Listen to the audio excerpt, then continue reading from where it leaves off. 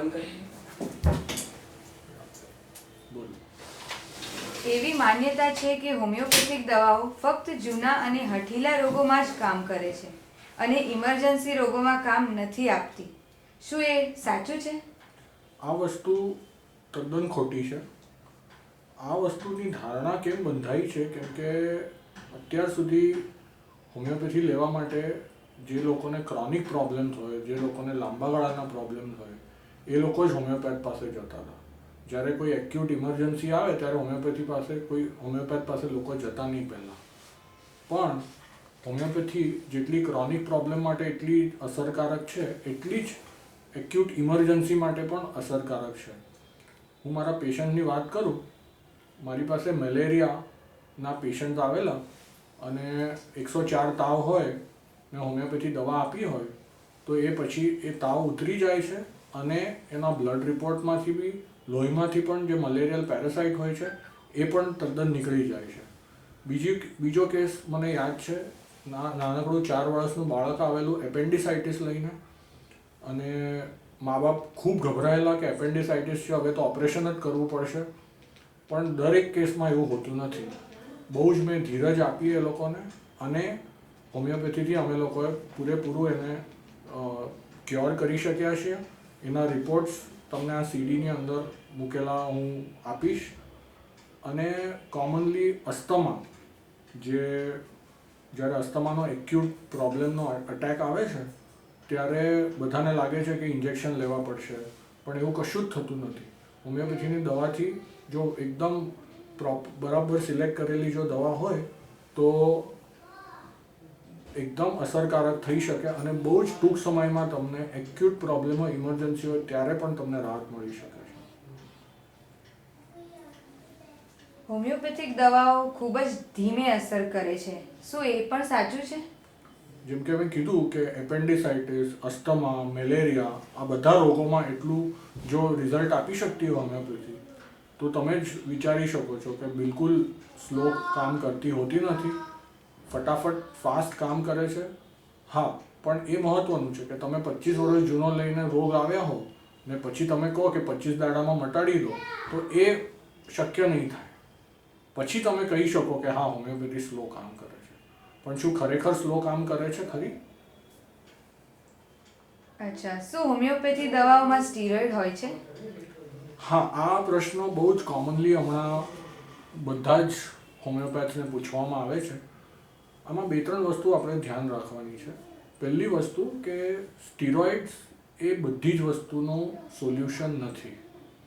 જો સોલ્યુશન હોત તો અમારા એલોપેથિક મિત્રો તમને સ્ટીરોઇડ આપીને સાજા કરી દે. તમારે અમારી પાસે આવવાની કોઈ જરૂર જ ના પડી હોત. પહેલી એ વસ્તુ. બીજી વસ્તુ એ કે સ્ટીરોઇડ અમારી જે હોમિયોપેથિક દવાઓ હોય છે, તમે જીભ ઉપર મૂકો, ઓગળી જાય, મીઠી હોય છે, તો એવી કોઈ સ્ટીરોઇડની દવાઓ હોતી નથી કે જે તમે જીભ પર મૂકો, ઓગળી જાય અને મીઠી હોય. અને ત્રીજી વસ્તુ જે ટેકનિકલ મુદ્દો છે કે છતાં બી તમને ડાઉટ હોય કે આ દવાઓમાં જો સ્ટીરોઇડ છે તો તમારે એને કોઈ FDA અપ્રુવડ લેબમાં લઈ જવી અને એમને ખાસ કરીને કહેવું કે આનું UV એબ્સોર્પ્શન સ્પેક્ટ્રમથી તપાસે આ દવાને. આ UV એબ્સોર્પ્શન સ્પેક્ટ્રમ શાના માટે? તો કે આ દુનિયાના કોઈ પણ પદાર્થની પોતાની એક UV એબ્સોર્પ્શન સ્પેક્ટ્રમ હોય છે. કોઈ પણ 2 પદાર્થની એક સરખી UV એબ્સોર્પ્શન સ્પેક્ટ્રમ નહીં આવે. અને બીજું કારણ એ કે ઘણીવાર લેબોરેટરીવાળા જૂની પ્રકારની ટેસ્ટ, જેને લાઇબરમાન-કુન રિએક્શન કહેવામાં આવે છે, એ ટેસ્ટથી સ્ટીરોઇડ્સ માટે તપાસવાનો પ્રયત્ન કરે છે. હવે એ ટેસ્ટનો પ્રોબ્લેમ એ છે કે એમાં તમે શુગર નાખો કે આલ્કોહોલ હોય એ નાખો તો એના રિએજન્ટ્સ એ ટેસ્ટ પણ પોઝિટિવ આપે છે. એટલે એ ટેસ્ટ જે લાઇબરમાન-કુન ટેસ્ટ છે એમાં સ્ટીરોઇડથી બી પોઝિટિવ આવે છે, શુગર્સથી બી પોઝિટિવ આવે અને આલ્કોહોલથી બી પોઝિટિવ આવે. તો જો જૂની ટેસ્ટથી કરવામાં આવે અને ટેસ્ટ પોઝિટિવ આવે તો લેબ લખી આપે કે આ સ્ટીરોઇડ છે, પણ એ ભૂલી જાય છે કે શુગર અને આલ્કોહોલ બે વસ્તુથી પણ આ ટેસ્ટ પોઝિટિવ આવે છે. એટલે અને સ્ટીરોઇડની હોમિયોપેથીમાં કોઈ જરૂર અમને પડતી નથી. જો સ્ટીરોઇડ્સ તમને હેલ્પ કરવાના હોત, તમને તમારી કન્ડિશનને સાજી કરવાના હોત, તો તમારે અમારી પાસે આવવું જ ના પડે. શું હોમિયોપેથી સારવાર દરમિયાન દર્દીની તકલીફમાં પહેલાં વધારો થાય છે અને પછી ધીરે ધીરે તે તકલીફ ઘટે છે, એવું સાચું છે? આ પ્રશ્ન બહુ જ મહત્ત્વનો છે અને બહુ જ કોમનલી પૂછાય છે. હવે એ આપણે સમજવાનું છે કે અમુક ટકા લોકો અને અમુક ટકા રોગ કોઈક વાર જ્યારે તમે દવાની શરૂઆત કરો તો થોડાક વધે છે થોડોક સમય માટે અને પછી ઘટી જાય છે. હવે જો આ થાય તમારી સાથે કે ટૂંક સમય માટે જો તમારો રોગ વધ્યો હોય કે બહાર આવતો હોય અને પછી સારો થાય, તો એ સૌથી પહેલી વસ્તુ કે બહુ જ સારી સાઇન છે હોમિયોપેથી માટે કે બોડીનું એક હિલિંગ રિએક્શનની શરૂઆત થઈ છે. પણ આપણે એ સમજવાનું છે કે મેજોરિટી કેસીસમાં આ થતું નથી. અને બીજું બહુ જ મહત્ત્વનું કે જે લેટેસ્ટ દવાઓ નીકળી છે અને જે લેટેસ્ટ દવાઓ આપવાની જે રીત છે, એનાથી આ આખી જે પ્રક્રિયા થાય છે કે હિલિંગ રિએક્શન અમે જે કહીએ છીએ, એને ટોટલી આપણે બંધ કરી શકીએ છીએ. એટલે સ્ટાર્ટિંગમાં જે ઘણીવાર કોઈક વાર એ ઇન્ક્રીઝ થતા હતા સિમ્ટમ્સ, એ થતા નથી. એટલે તમે એના માટે નિશ્ચિંત રહી શકો છો.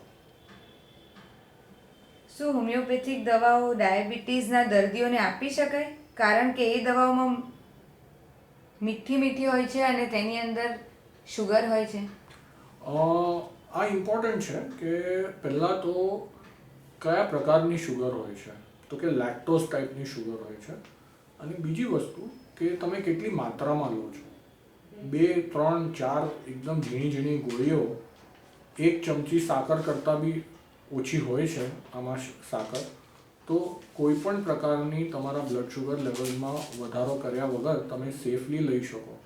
છતાં બી અમુક કેસમાં અમને એવું લાગે કે બહુ જ શુગર લેવલ હાઈ છે, તો ગોળીઓના બદલે અમે લિક્વિડ પણ આપી શકીએ છીએ અને આ દવાઓ લિક્વિડ તરીકે પણ લેવાઈ શકે છે. એમાં કોઈ જ પછી શુગરનું વેહિકલ તરીકે વપરાતી નથી. એટલે 100% સેફ હોય છે ડાયાબિટીસ. એવું પણ મનાય છે કે હોમિયોપેથી દવાઓ એટલે નાની નાની મીઠી ગોળીઓ જ. શું એનાથી ખરેખર સારું થાય છે કે દર્દીને ખાલી માનસિક રાહત આપે છે? બરાબર છે. આ પ્રશ્ન જ્યારે હું ભણતો હતો ને મને પહેલી વાર હોમિયોપેથી વિશે હું જાણ્યું અને એની ગોળીઓ જોઈ, નાનપણમાં મેં એ ખાધેલી, ત્યારે મને એ થતું હતું કે આમાં આટલી ઝીણી ગોળીઓ શું કરી શકવાની છે આટલા મોટા શરીરમાં. પણ આપણે સમજીએ કે આ દવાઓ જો ફક્ત એક સાયકોલોજીકલ ઇફેક્ટથી તમને જો સારું કરતી હોત, તો પ્રાણીઓ જે લોકોને કોઈ સાયકોલોજીકલ ઇફેક્ટની કોઈ જાણ હોતી નથી, બહુ જ નાના બાળકો, 1 મહિનાથી ઓછા બાળકો અને બેભાન થયેલા દર્દીઓને પણ આ દવાઓ ઊભા કરે છે. તો આમાં કોઈ પણ પ્રકારની માનસિક સેટિસ્ફેક્શન મળે એવું નથી હોતું. હોમિયોપેથી દવાઓ જ્યારે ચાલતી હોય ત્યારે એની સાથે બીજી અન્ય દવાઓ જેમ કે એલોપેથી અથવા તો કોઈ બીજી દવાઓ લઈ શકાય છે? આ બહુ જ પ્રેક્ટિકલ પ્રશ્ન છે અને બહુ જ મહત્ત્વનો છે. 2 રીતે કે એક તો એક ડૉક્ટર તરીકે હું કહું કે અમુક દવાઓ જે એલોપેથીની હોય છે કે બીજી દવાઓ હોય છે, એ હોમિયોપેથીની ટ્રીટમેન્ટની સાથે ઇન્ટરફિયર કરે છે. અને ઘણી ખરી દવાઓ એવી હોય છે કે જે તમે સાથે લઈ શકો છો. ઇનફેક્ટ એ ઘણા એવા રોગો હોય છે કે જ્યાં આ 2 સિસ્ટમ સાથે આવે, એલોપેથી અને હોમિયોપેથી, તો તમને રિસ્પોન્સ અને રિઝલ્ટ્સ વધારે સારા મળે છે. પહેલાં આપણે વાત કરીએ કે કઈ દવાઓ તમે સાથે ના લઈ શકો. ઘણા રોગોમાં ઇમ્યુનો મોડ્યુલેટર્સ આપતા હોય છે કે ઇમ્યુનો સપ્રેસર ડ્રગ્સ આપતા હોય છે. જેમ કે રૂમેટોઇડ આર્થરાઇટિસ છે, રૂમેટિક ફીવર છે, રૂમેટોઇડ આર્થરાઇટિસ છે, SLE છે. તો એવા બધા રોગોમાં જ્યારે આ ઇમ્યુનો સપ્રેસર ડ્રગ્સ આપવામાં આવે છે કે ઇમ્યુનો મોડ્યુલેટર ડ્રગ્સ આપવામાં આવે છે ત્યારે આખી શરીરની જે રોગપ્રતિકારક શક્તિ છે એને દબાવી દેવામાં આવે છે આ દવાઓથી. આ દવાઓની સાથે હોમિયોપેથીનું કામ કરવું ઘણું ધીમું પડી જાય છે. છતાં બી સિચ્યુએશન એવી હોય છે કે જ્યાં એ ડ્રગ્સ સાવ બંધ કરી શકાતા નથી અને હોમિયોપેથી સાથે ચાલુ રાખવી પડે છે. તો રિસ્પોન્સ થોડોક સ્લો થાય છે પણ તમે સાથે લઈ શકો છો. બટ વી વુડ પ્રિફર, અને જ્યાં પોસિબલ હોય તો એ દવાઓ અમે ઘણી પહેલાં ઓછી કરીએ છીએ ને સાથે હોમિયોપેથીની દવા પછી વધારતા જઈએ છીએ. ઘણી ખરી કન્ડિશન એવી છે કે જ્યાં તમે હોમિયોપેથી અને એલોપેથિક દવાઓ બે સાથે લઈ શકો છો અને કોઈ સાઈડ ઇફેક્ટ્સ થતી નથી, જેમ કે ડાયાબિટીસ છે, હાઇપરટેન્શન છે, એપિલેપ્સી છે. આ બધા જ રોગોમાં જેમ જેમ હોમિયોપેથીની દવાઓ તમે ધીમે ધીમે હોમિયોપેથી દવાઓ કામ કરતી થાય અને એની અસર તમને જોવા મળે તો એલોપેથિક દવાનો ડોઝ ઘણીવાર તમે ઓછો કરી શકો છો. મારા ઘણા પેશન્ટ જેને એપિલેપ્સી અને હાઇપરટેન્શન હોય છે એ લોકોમાં શરૂઆતમાં અમે એક જ જે ડોઝ એમનો હોય છે એલોપેથિક દવાનો એને કોન્સ્ટન્ટ રાખીએ ને પછી જ્યારે અમને ખાતરી થાય કે હોમિયોપેથિક દવાની હવે અસર વ્યવસ્થિત ચાલુ થઈ છે તો ધીમે ધીમે કરીને અમે એલોપેથિક દવાઓ ઓછી કરીએ છીએ. પણ બહુ ધ્યાન રાખવું જરૂરી છે કે એકદમ એલોપેથિક દવાઓ જે લાંબો સમયથી તમે લેતા હો એ બંધ કરવી યોગ્ય નથી અને એને ધીમે ધીમે બંધ કરવી. ઘણીવાર અમે એલોપેથિક મિત્રોની અમારી સહાય લઈ અને એમની ગાઈડન્સમાં જ અમે ડ્રગ્સને ડોઝ ટેપર કરીએ છીએ, એટલે કોઈ બીજી રિબાઉન્ડ સાઈડ ઇફેક્ટ ના આવે ડ્રગ ઓછું કરવાનું. ડૉક્ટર, એક છેલ્લો પણ ખૂબ જ કોમન પ્રશ્ન છે જે ઘણા બધા લોકોના મનમાં છે કે હોમિયોપેથી સારવાર માટે આવેલા દર્દીને આટલા બધા પ્રશ્નો કેમ પૂછવામાં આવે છે? આ હોમિયોપેથી એક પદ્ધતિ છે કે જ્યાં આટલા બધા પ્રશ્નો પૂછવામાં આવે છે અને તમારા સ્વભાવ વિશે, તમારી લાઈફસ્ટાઈલ વિશે, તમારી ફેમિલી હિસ્ટ્રી વિશે અને ઘણું બધું તમારા રોગનો જે તમારા લક્ષણો હોય એને ઘણા બધા ડિટેલમાં પૂછવામાં આવે છે. આનું કારણ એ કે હોમિયોપેથી એ માને છે કે જે પણ રોગ તમને થાય એ તમારી પ્રકૃતિની સાથે સંકળાયેલા હોય છે. પ્રકૃતિ તમારી એ પ્રકારની હોય એ જ પ્રકારના તમને રોગો થાય. તો જો રોગોને મૂળમાંથી કાઢવા હોય તો તમારી પ્રકૃતિને સમજવી બહુ જ જરૂરી છે. તો આ જે પહેલું સેશન જે હોય છે કે જેમાં તમને ઘણા બધા પ્રશ્નો પૂછવામાં આવે છે, તો અહીંયા હોમિયોપેથિક ડૉક્ટરો તમારી પ્રકૃતિ સમજવાનો પ્રયત્ન કરીએ છીએ. અને આ કેવી રીતે સમજીએ તો કે તમારા સ્વભાવથી, તમારી લાઈફસ્ટાઈલથી, તમે તમારી ફેમિલીમાં શું ફેમિલી લાઈફ કેવી છે, તમારી પાસ્ટમાં તમને શું શું રોગો થયા છે, તમારી ફેમિલી હિસ્ટ્રી શું છે, એ બધી જ વસ્તુને સમજી તમારી પ્રકૃતિને અમે સમજવાનો પ્રયત્ન કરીએ. ત્યારબાદ તમારો જે રોગ છે એને એટલા જ ડિટેલ્સમાં સમજવાનો પ્રયત્ન કરીએ.